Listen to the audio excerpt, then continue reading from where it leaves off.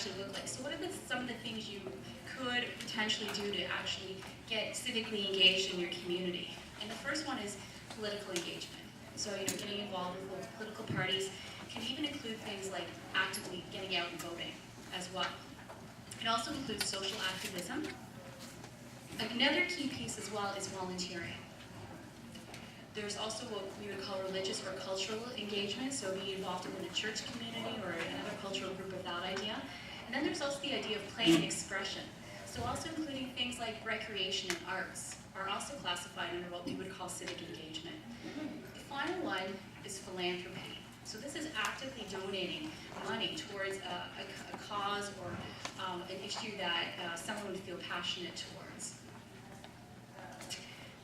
So some of the things in practice that we could be doing or encouraging people to do to get engaged, again, is volunteering. This can include anything from helping at a child's school to donating or helping distribute food through a food bank or a food cupboard. And so this is anywhere from a small to large act of kindness that we would be distributing or demonstrating within our community.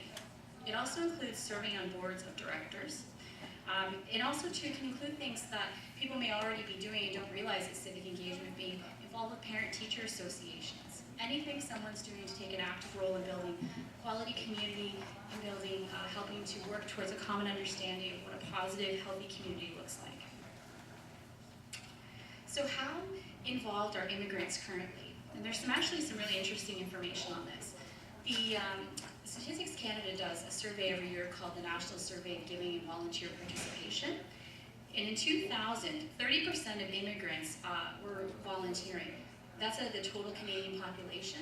That's only 5% less than what Canadian-born citizens are already contributing. So it's actually fairly comparable. The average number of hours per year for someone who is a new Canadian or a newcomer is about 144 hours per year. For Canadian-born citizens, it's 166. So again, there's not that far of a disparity between the two groups. What we also know is that the longer someone has lived here, the more likely they are to become involved. So it's usually within the first 5 years that we would see lower uptake in terms of getting involved within a community. And this is also, I love these kind of numbers, but I'm a stats person. Immigrants donated more than 98 million hours of volunteer time in 2000. That represents 50,000 full-time jobs. So that's a huge contribution. So people are pretty actively involved. But there are things that we could do to make this even more so. So why do people get involved? So why would a newcomer want to get involved with an organization? Just like anybody else, they believe in the cause. More so though for newcomers, it's also about getting a chance to apply skills and expertise. Right? So it's having that opportunity to get out and practice maybe something work-related or even something where they have that area of knowledge and understanding. The other areas too as well that came up is to better understand the workplace, which includes improving and building upon language skills. And again, currently, if someone is newer to the country, they're more likely to be involved with a religious association. So that's a struggle for other organizations like political-based organizations or larger social service agencies, because we're not naturally the first choice. So that's some work our sector would have to do to start looking at how we can engage people more effectively. So what are some of the barriers? So why are people currently not getting involved? And one of the key ones is underemployment or unemployment.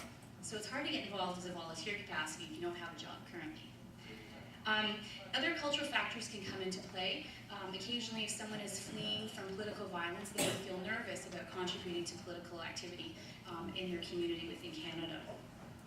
Another key one, this is just like any other volunteer typically, is they don't know, right? Like they don't know where the resources are, and people can't get involved because they don't know where to find out about opportunities. And this I also found was really interesting. One of the top reasons why new Canadians don't get involved is they haven't been asked. And that's also the top reason for Canadian-born citizens as well. So again, it's about our social service sector reaching out to all our citizens equally to get people involved. One of the other issues that comes up too is also the cost of volunteering. So this could be transportation costs to get to the position, childcare, things like that. So that's another issue that can prevent someone from actively getting involved.